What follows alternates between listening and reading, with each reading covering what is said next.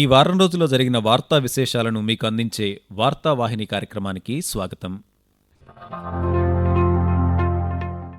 సాయుధ దళాలు, కేంద్ర సాయుధ పోలీసు దళాలు, రాష్ట్రాలు, కేంద్రపాలిత ప్రాంతాల పోలీసు సిబ్బందికి శౌర్య పురస్కారాలను రాష్ట్రపతి ద్రౌపది ముర్ము సోమవారం ప్రదానం చేశారు. రాష్ట్రపతి భవన్లో జరిగిన కార్యక్రమంలో ఈ పురస్కారాలను అందజేశారు. Lieutenant commander Suraj Parashar, lieutenant colonel Nitish Bharti Shukla, major Aditya Pratap Singh, inspector Laxman Kewat, Rameshwar Durga దేశ్ముఖ్లకు శౌర్యచక్ర పురస్కారం ప్రదానం చేశారు. ఈ కార్యక్రమంలో ఉపరాష్ట్రపతి సిపి రాధాకృష్ణన్, ప్రధానమంత్రి నరేంద్ర మోదీ, రక్షణ మంత్రి రాజ్నాథ్ సింగ్తో పాటు ఇతర కేంద్ర మంత్రులు, సాయుధ దళాల ఉన్నతాధికారులు పాల్గొన్నారు.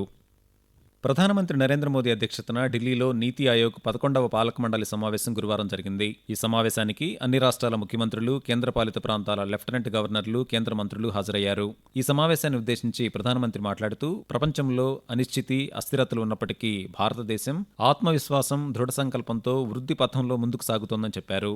వికసిత భారత్ దార్శనికత దిశగా రాష్ట్రాలు తమ ఆలోచనలను పంచుకోవటానికి, కలిసి పనిచేయటానికి వీలు కల్పించే ఒక సహకార వేదికగా నీతి ఆయోగ్ కీలక పాత్ర పోషించగలదన్నారు.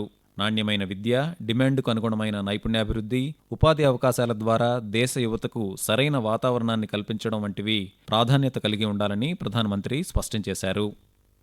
ఎన్డీఏ ప్రభుత్వం 12 సంవత్సరాల పాలనతో పాటు ప్రధానమంత్రి నరేంద్ర మోదీ అత్యధిక కాలం నిరంతరాయంగా పదవిలో కొనసాగిన ఎన్నికైన ప్రధానమంత్రిగా నిలిచిన నేపథ్యంలో న్యూఢిల్లీలోని భారత మండపం వేదికగా బుధవారం ఎన్డీఏ కూటమి భాగస్వామ్య పక్షాల సమావేశం నిర్వహించారు. ఈ సమావేశంలో ప్రధానమంత్రి మాట్లాడుతూ, దేశంలో స్థిరమైన ప్రభుత్వం కొనసాగుతుండటం వల్లనే వేగవంతమైన వృద్ధి సాధ్యమవుతోందని చెప్పారు.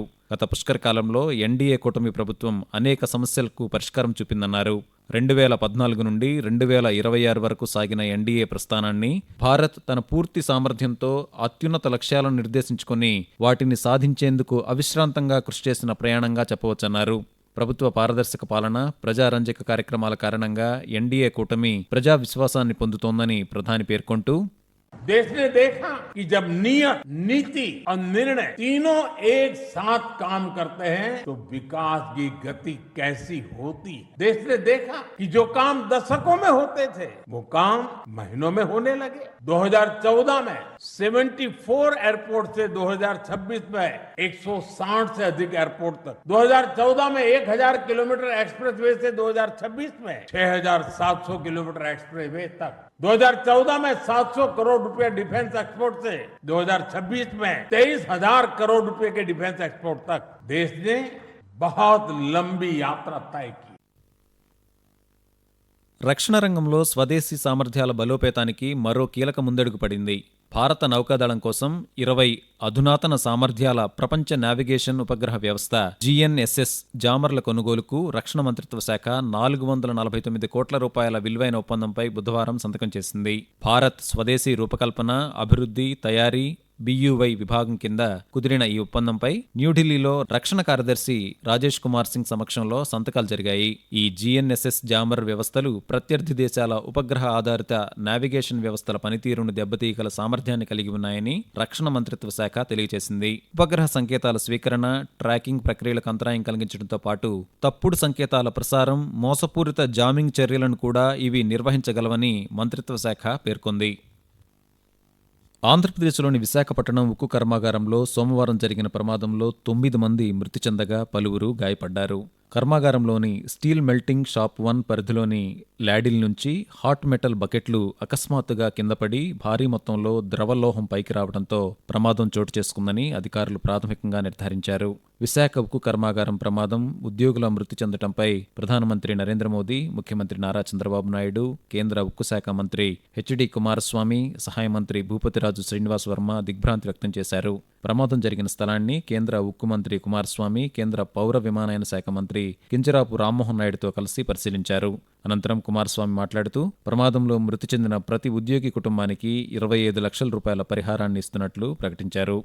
My personal request to all our employees who are working here, don't be panic. We are with you. We are announcing 25 lakh crore rupees for each family. not only regular employees, even outsourced employees, insurance, PF, gratuity, everything other than this 25 lakhs they will get. We decided to free education to all their family members. One family will get one permanent job. Even who are working outsources, that family also will get one permanent job. In all other, whatever by giving all assistance, we will going to give it.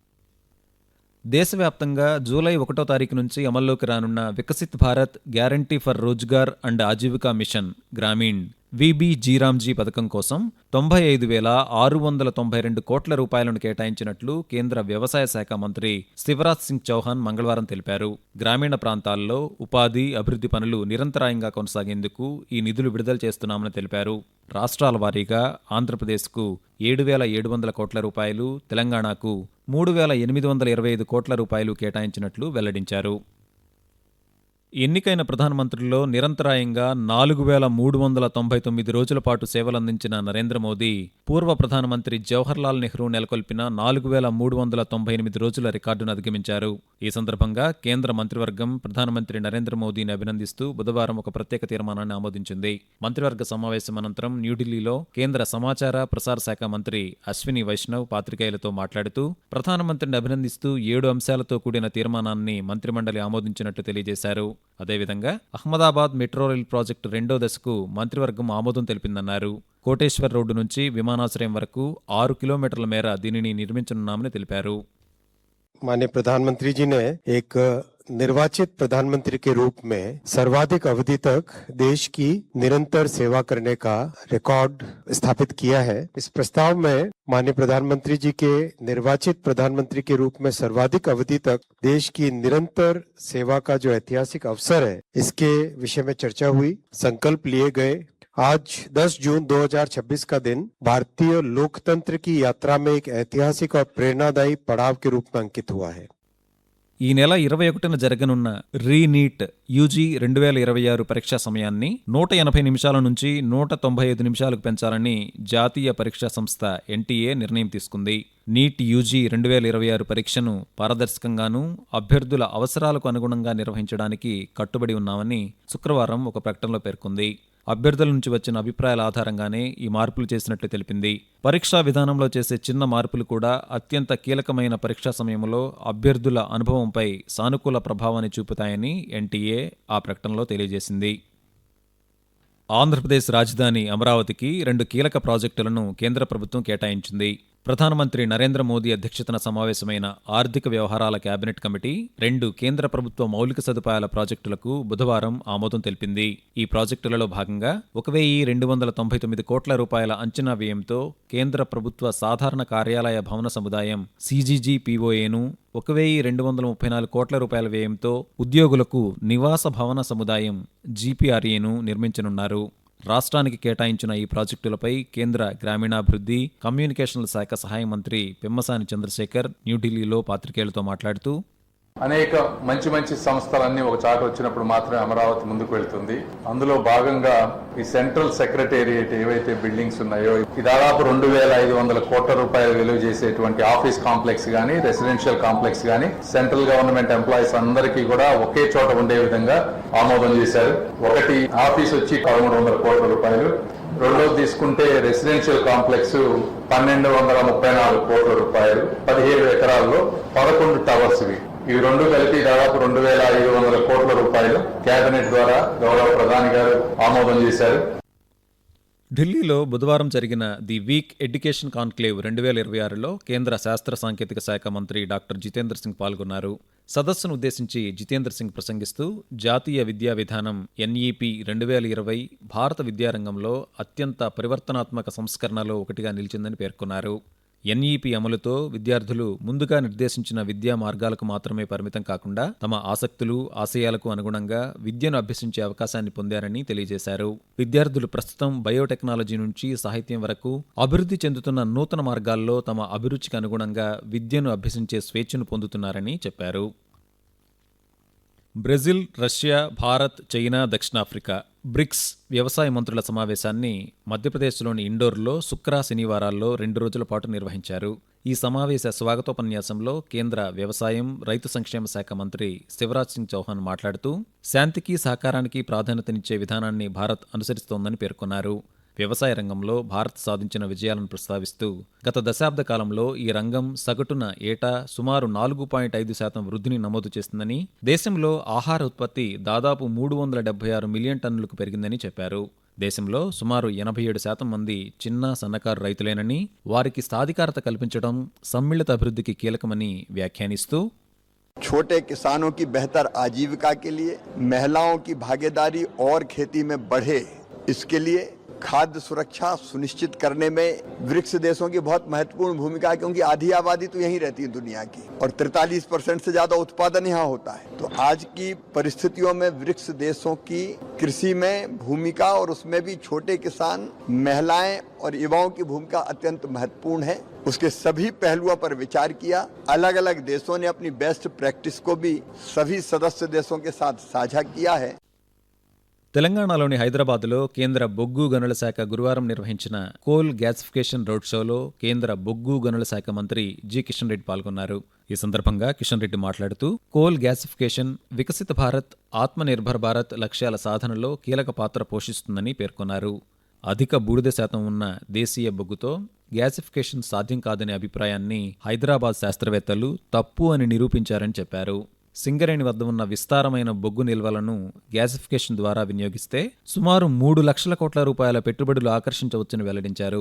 దీంతో ప్రత్యక్షంగా, పరోక్షంగా వేలాది ఉద్యోగ, ఉపాధి అవకాశాలు ఏర్పడనున్నాయని ఆయన తెలిపారు. దేశంలో గత 12 ఏళ్ల ఎన్డీఏ కూటమి ప్రభుత్వ పాలనపై తిరుపతిలో మంగళవారం నిర్వహించిన విలేకరుల సమావేశంలో కేంద్ర వినియోగదారుల వ్యవహారాలు, ఆహార, ప్రజా పంపిణీ, పునరుత్పాదక ఇంధన శాఖల మంత్రి ప్రహ్లాద్ జోషి పాల్గొన్నారు. ఈ సందర్భంగా భారతదేశం సాధించిన ప్రగతి, అభివృద్ధి, విజయాలను ప్రతిబింబించే ప్రభుత్వ ప్రచురణలను కేంద్ర మంత్రి ఆవిష్కరించారు. అనంతరం కేంద్ర మంత్రి మాట్లాడుతూ దేశం ఎదుర్కొన్న ఎన్నో సంక్లిష్ట సమస్యలకు ఎన్డీఏ ప్రభుత్వం పరిష్కారం చూపిందని, భారత్ ప్రస్తుతం అత్యంత వేగంగా అభివృద్ధి చెందుతోందన్నారు. దేశంలో ద్రవ్యోల్బణం అదుపులోనే ఉందని స్పష్టం చేశారు. ప్రధానమంత్రిగా నరేంద్ర మోదీ 4399 రోజులు పూర్తి చేసి చరిత్ర నెలకొల్పారని ప్రహ్లాద్ జోషి పేర్కొంటూ Honorable Prime Minister Shri Narendra Modi has completed 4,399 consecutive days as a Prime Minister, surpassing the Jawaharlal Nehru to become the longest continuously serving the Prime Minister of India. This is the record in itself, because there were days other than Congress, nobody can rule this country with a stable government. This government, it has not only given the political stability from policy paralysis to a dynamic decisive government, whether it is a risky decision or not, but in the interest of the country, he is always decisive. Jammu కాశ్మీర్లో జరగనున్న అమర్నాథ్ యాత్ర భద్రతా ఏర్పాట్లపై ఢిల్లీలో శుక్రవారం నిర్వహించిన ఉన్నత స్థాయి సమావేశానికి కేంద్ర హోంమంత్రి అమిత్ షా అధ్యక్షత వహించారు. ఈ సందర్భంగా అమిత్ షా మాట్లాడుతూ అమర్నాథ్ యాత్రికులకు అత్యున్నత స్థాయి భద్రతను కల్పించేందుకు కట్టుబడి ఉన్నామని స్పష్టం చేశారు. కేంద్ర సాయుధ పోలీసు బలగాలు, సీఏపీఎఫ్, జమ్మూ కాశ్మీర్ పోలీసులు, ఇతర భద్రతా సంస్థల సమన్వయంతో యాత్రా మార్గంలో అత్యంత పటిష్టమైన బహుళస్థాయి భద్రతా వ్యవస్థను ఏర్పాటు చేయాలని ఆదేశించారు. డ్రోన్లు, సీసీటీవీ నిఘా తదితర అధునాతన పర్యవేక్షణ వ్యవస్థల ద్వారా భద్రతా ఏర్పాట్లను మరింత బలోపేతం చేయాలని సూచించారు. భక్తుల నమోదు, వసతి, వైద్య సేవలకు తగిన ఏర్పాట్లు చేయాలని అమిత్ షా సూచించారు. భారతదేశ ఎగుమతుల వ్యవస్థను బలోపేతం చేయడం, అంతర్జాతీయ వాణిజ్య సౌలభ్యం కోసం ప్రభుత్వం చేపడుతున్న వివిధ పథకాలపై అవగాహన పెంచేందుకు కేంద్ర వాణిజ్య, పరిశ్రమల మంత్రిత్వ శాఖ ఆధ్వర్యంలో విశాఖపట్నంలో ఎగుమతిదారుల సంప్రదింపుల కార్యక్రమాన్ని మంగళవారం నిర్వహించారు.